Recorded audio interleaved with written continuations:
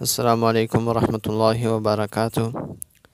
امید ہے کہ تمام حضرات خیر و عافیت کے ساتھ ہوں گے۔ جیسا کہ آپ کے علم میں ہے کہ ہمارا موضوع باجماعت نماز جو کہ جاری تھا، اسی کو آگے بڑھاتے ہوئے آج کا ہمارا موضوع باجماعت نماز کے فوائد، کہ وہ کون سے فوائد ہمیں حاصل ہوتے ہیں کہ اگر ہم جماعت کے ساتھ نماز ادا کریں۔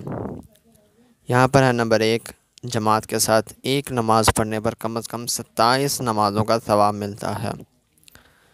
یہاں پر ہمیں ایک حکمت بھی بتائی جا رہی ہے اور ایک شوق بھی ہمارے اندر پیدا کیا جا رہا ہے کہ اگر مسلمان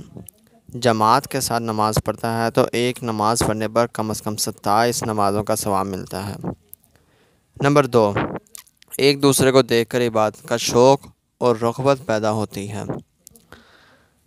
یعنی انسان اگر باجماعت نماز پڑھے گا تو مختلف لوگوں کو دیکھے گا، ان کے ساتھ وقت گزارے گا، اور اسی طرح ہی دین میں بھی محبت پیدا ہوتی ہے، دین کی ارکان کو سیکھنے کا شوق پیدا ہوتا ہے۔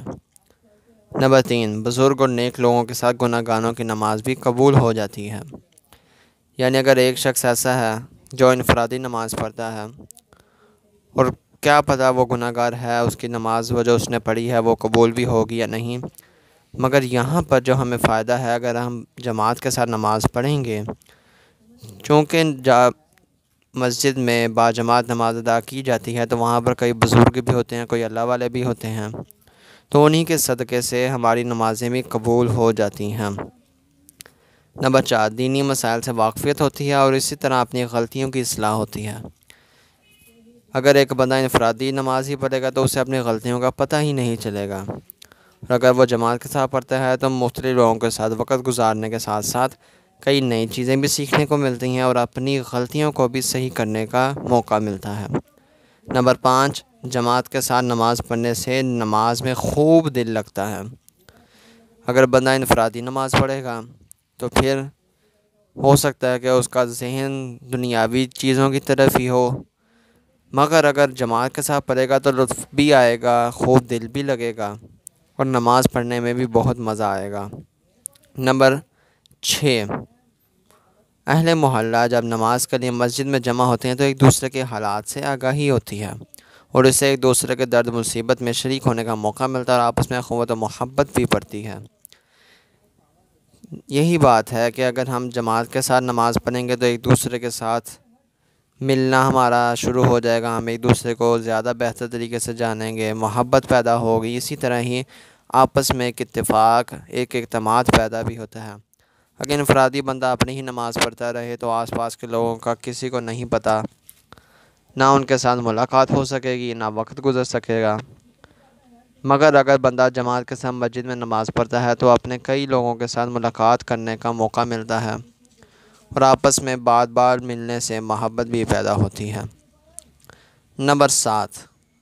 مسجد میں جمع ہونے سے محلے کی بے نمازیوں کا پتہ چلتا ہے اور اسی طرح ان میں تبلیغ اور وعظ و نصیحت کا موقع ملتا ہے۔ یعنی یہ تو ایک ایسا موقع بھی ہے جس سے ہمیں پتہ لگے گا کہ کون سا شخص نماز نہیں پڑھتا۔ پھر اسی طرح ہی وعظ و نصیحت، یعنی ایک دوسرے کے ساتھ ملنے کے ساتھ ساتھ ایک دوسرے کے ساتھ اسلام کے قواعد کا بیان، ان کو بھی ہمیں وعظ و نصیحت کرنے کا موقع ملتا ہے، یعنی انہیں بتانے کا موقع ملتا ہے، ان کو نماز کی طرف راغب کرنے کا موقع ملتا ہے۔ جیسے ہم نے اوپر پر آ کے ایک دوسرے کو دیکھ کر عبادت کا شوق پیدا ہوتا ہے، لہٰذا مسجد میں جماعت کے ساتھ نماز پڑھی جائے۔ نمبر 8، مسجدوں میں دعوت و تبلیغ، وعظ و نصیحت، جہاد کے کاموں کے لیے جو مشورے اور کام ہوتے ہیں ان میں شامل ہونے کا موقع ملتا ہے۔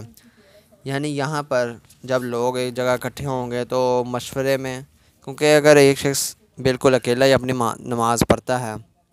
تو وہ صرف اپنی نماز ہی پڑھے گا، دوسرا اسے کسی کام سے کوئی دل لگی نہیں ہوگی، اور جو لوگ مسجد میں نماز پڑھتے ہیں تو وہ ایک مسجد کا حصہ بن جاتے ہیں اور مسجد والوں کے ساتھ، انتظامیہ کے ساتھ، وہاں کے لوگوں کے ساتھ اٹھنا بیٹھنا ہوتا ہے، اور کوئی بھی کام اگر پیش آئے تو اس کے لیے مشورے بھی لیے جاتے ہیں۔ اور یہاں پر ہمیں یہی بتایا جا رہا ہے کہ جب مشورے